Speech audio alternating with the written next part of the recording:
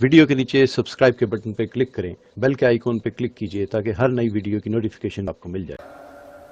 حضرت موسیٰ علیہ السلام کے پاس ایک شخص آیا کہ موسیٰ کلیم اللہ آپ اللہ سے دعا کر دیجئے میں جانوروں کی بولیاں سمجھنے لگ جاؤں۔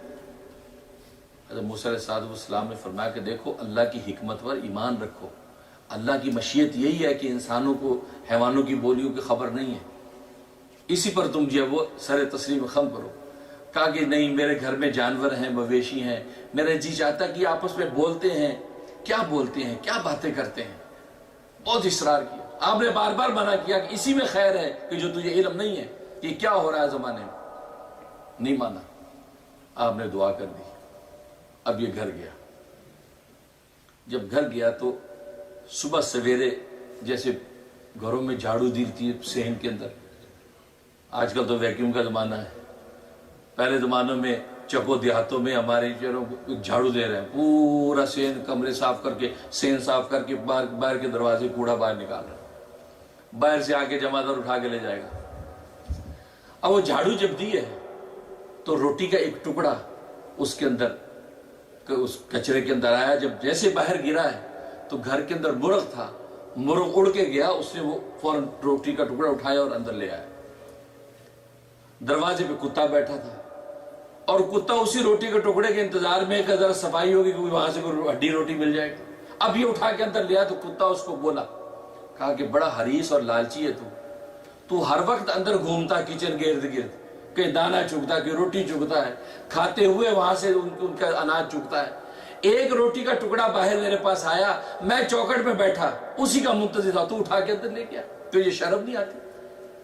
تو مرغ نے کہا نہیں تو ناراض نہ ہو بھائی، بس ایک دن انتظار کرو، اس لیے کہ یہ جو مالک ہے، یہ جو گھوڑا ہے، یہ آج مرنے والا ہے، شام میں اس نے مر جانا ہے، اور کل کو جو ہے وہ افسوس کرنے والے بھی آئیں گے کیونکہ بڑا آدمی ہے تو کوئی کھانا وانا بھی پکے گا، اور یہ گھوڑا ظاہر ہے کہ یہاں پہ صحرا میں پھینکیں گے تو گوشت ہی گوشت ہے، جتنا چاہے کھانا تھا۔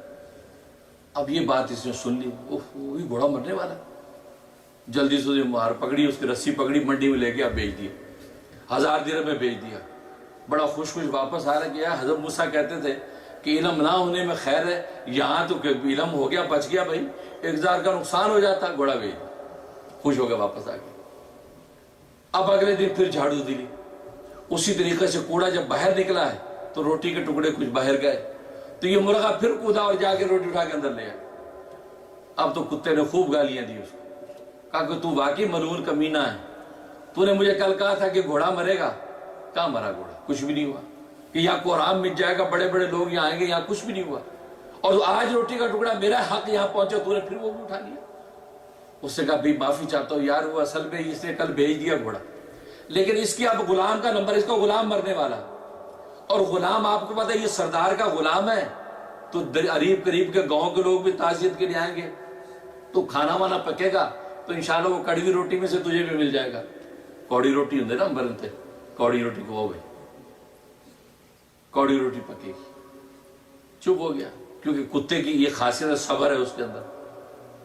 اس نے یہ بات سنی کہ اوہو غلام مرنے والا، اس نے غلام کا ہاتھ پکڑا، منڈی میں جا کے بیچ دیا۔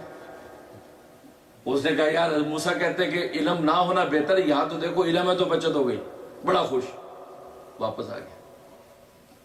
اللہ اکبر۔ اللہ تعالیٰ بھی انسانوں کو سمجھانے کے لیے کیسے عنوان قائم کرتے ہیں، کیونکہ ہم سمجھتے نہیں نا، ہم ہر چیز مشاہدے سے دیکھنا چاہتے ہیں۔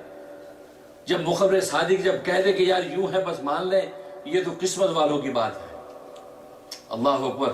باب العلم والقضاء، حضرت علی مرتضیٰ رضی اللہ تعالیٰ عنہ فرماتے ہیں کہ رب کعبہ کی قسم، سرکار دو عالم صلی اللہ علیہ وسلم نے عالم غیب کے بارے میں ہمیں جو بتایا ہے کہ جنت ایسی جہنم ایسی ہے، ہم آپ کے کہنے پہ ایسا ایمان لے آئے ہیں، ایسا ایمان لے آئے ہیں، اگر آج اللہ سارے پردے غیب کے ہٹا کے کھلی جنت دوزخ ہمیں سامنے دکھا دے تو ہمارے ایمان میں ایک رتی اضافہ نہیں ہوگا، کیونکہ نبی کے کہنے پہ ہم ایمان کی آخری سیڑھی عبور کر چکے ہیں۔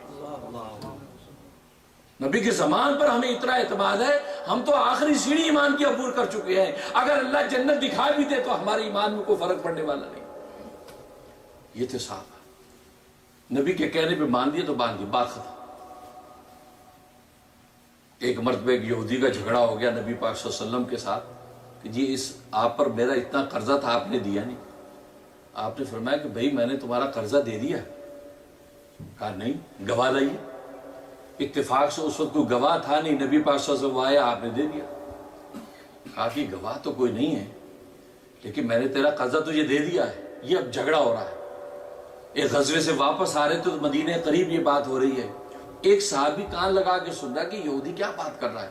جب اس نے یہ قرضے کی بات سنی کہ یہ تنازع ہے تو جلدی سے آیا کہ یا رسول اللہ میں گواہی دیتا ہوں کہ آپ نے قرضہ دے دیا, میں گواہ ہوں اس کا. تو یہودی نے کہا بھائی تو کہاں سے گواہ, اس وقت تو کوئی تھا ہی نہیں, تو کہاں سے گواہ بن گیا. تو نبی پاک بھی حیران ہو کہ بھائی تم گواہی کس بیس پہ دے رہے ہو, اس لیے کہ اس وقت تو میرے اور شخص کے علاوہ کوئی تیسرا تھا نہیں.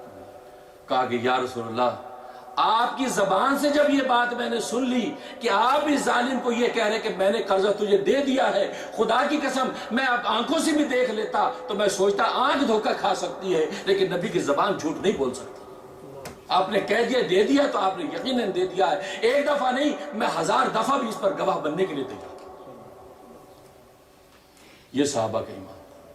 اور نبی نے اس کو کیا مقام دیا اس صحابی کو, کہا کہ ابو بکر, عمر, عثمان, علی آ جاؤ, اس شخص کو دیکھ لو اور پہچان لو, یہ وہ شخص ہے. کیونکہ ایک گواہ کافی نہیں ہوتا معاملے میں, 2 گواہ ضروری ہیں. اس نے محمد کی آج ایسی گواہی دی ہے, اس ایک کو میں نے 2 گواہوں کے برابر قرار دے دیا. جب بھی لائف میں کسی معاملے میں یہ ایک گواہ دے تو یہ ایک نہیں ہے, یہ 2 سمجھو, اس کو 2 کے برابر کر کے اس کو قبول کرو. اور نبی کا یہ کہنا کب کام آیا, جب قرآن جمع ہو رہا تھا, قرآن کی آیتیں جمع ہو رہی تھی, لوگ چمڑے پہ لکھا قرآن لا رہے ہیں, کاغذ پہ لکھا قرآن لا رہے ہیں.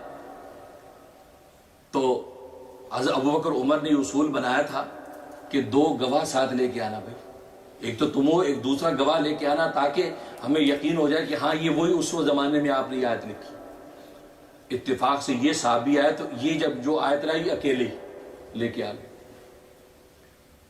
تو حضرت عمر نے دیکھا, کہاں تمہارے ساتھ کوئی گواہ ہے؟ کہا جی میرے سے گواہ تو کوئی نہیں, میں نے لکھی تھی, میں اکیلا ہی ہوں. کہا کہ نہیں 2 گواہ لاؤ. حضرت عمر نے کہا دوسرا گواہ لاؤ کہ حضور کے زمانے ہی میں تم نے چمڑے میں یہ بات لکھی. اب یہ اٹھ کے جانے لگا ہے تو ابو بکر نے اس کو دیکھا, عمر اس پر شخص کو پہچانیے کون شخص ہے. یہ تو وہی شخص ہے کہ جس ایک کی گواہی نبی نے 2 کے برابر قرار دی ہے. خدا کی قسم آج ابو بکر اس ایک کی گواہی کو 2 کے برابر قبول کرے گا. اور آیت کو اس کتاب کے اندر لکھ دیا. یہ صحابہ کا ایمان دیکھو. آج تو ہمیں رسول اللہ صلی اللہ علیہ وسلم آ کے بھی بتا دیں تو بھی ہمیں سمجھ میں نہیں آتا. کتنے اہل ایمان کو خوابوں میں آتے ہیں, خواب میں آ کے ہمیں تعبیر پوچھتے ہیں کہ جو حضور خواب میں ملے تھے, حضور نے فرمایا تھا تو داڑھی رکھ لے یار, تو آدمی تو اچھا ہے, اگر تو میری سنت داڑھی رکھ لے تو بہت ہی اچھا ہو جائے. تو حضرت اب میں کیا کروں؟ بھائی اس کا پوچھنے کی ضرورت ہی نہیں ہے, کہ حدیث میں نبی نے کہہ دیا جس نے مجھے خواب میں دیکھا مجھے دیکھا ہے, کہ فَإِنَّ الشَّيْطَانَ لَا يَتَمَثَّلُ بِي, شیطان جو ہے وہ میری شکل میں آ ہی نہیں سکتا. نبی نے خواب میں آ کے جب آپ کو کہہ دیا تو اب بھی ڈاواڈول ہو رہا ہے کہ جی اچھا بیوی بچے پرابلم کریں گے, فیملی میں یہ ہوگا وہ ہوگا. نہیں, اس کا مطلب ہے کہ آپ نے کچھ سمجھا ہی نہیں. خیر یہ الگ موضوع ہے. تو کہنے کا مقصد ہے صحابہ اکرام کا یہ ایمان. اب یہ شخص بڑا مطمئن آیا کہ یار موسیٰ کہہ رہے تھے کہ خیر نہیں ہے, یہاں تو خیر ہی خیر ہے.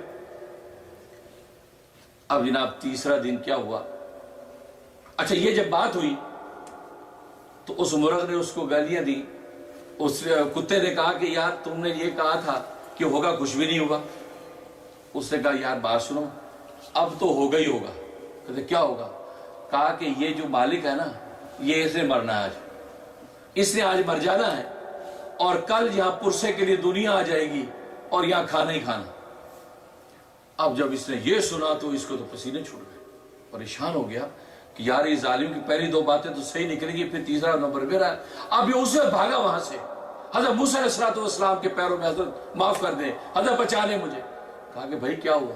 کہا کہ حضرت یہ قصہ ہوا, پہلے دن یہ ہوا, دوسرے دن یہ ہوا, اور آج تیسرے دن اس مرغ نے یہ بات کہی کہ اب یہ اس مالک کے مرنے کا وقت ہے, لہٰذا اب یہاں پہ کھانا ہی کھانا ہوگا, تو حضرت مجھے بچا لے. حضرت مسکرائے, حضرت فرمایا کہ دیکھو میں تجھے کہا تھا نا کہ علم نہ ہونا بس اوقات خیر ہوتا ہے، اور تو نے سمجھا کہ نہیں علم ہونے میں خیر ہے۔ یہ جو علم تھا اس کی وجہ سے تو نے کیا حرکت کی؟ کہا کہ حضرت مجھے موت سے کیسے بچائیں گے؟ کہا کہ رب کعبہ کی قسم، ہوا اصل میں یہ تھا کہ تیرے گھر میں کسی آفت مصیبت کا فیصلہ تقدیر میں ہو چکا تھا، اللہ تبارک و تعالیٰ نے یہ طے کیا اس کی مصیبت اس کے گھوڑے پہ اتار دو، اس کا گھوڑا مر جائے لیکن اس کی نسلیں بچ جائیں۔ لیکن تو نے گھوڑا بیچ دیا، اس کے بعد یہ فیصلہ ہوا کہ اس کے غلام کی ہلاکت ہو جائے لیکن یہ خاندان سارا بچ جائے، اس کی نسلوں کی نسلیں محفوظ ہو جائیں، لیکن تو نے غلام بیچ دیا، اب مصیبت آسمان میں منڈلاتی رہی، تیسرا تو شخص رہ گیا تھا، اب یہ مصیبت تجھ پہ اترنی ہے، اب تو نے مرنا ہی مرنا ہے، اب مرے بغیر کوئی چارہ نہیں۔ دیکھا علم نہ ہونا کتنا مفید ہوتا کہ گھوڑا مر جاتا، کار کا ایکسیڈنٹ ہو جاتا ہے، انسان کار ٹوٹ جاتی خود بچ جاتا ہے، گھر کی کوئی دیوار گر گئی ہو جائے خود بچ گئے۔ یہ اللہ میاں تقدیر کے فیصلوں کو موڑ دیتا ہے کہ انسانوں کو بچاؤ، اس لیے کہ اللہ کو مومن کی زندگی بڑی عزیز ہے، اپنے حق معاف کر دیتا ہے لیکن اللہ یہ کہتا ہے کہ مومن زندہ رہنا چاہیے۔ کہتا اب میں کیا کروں؟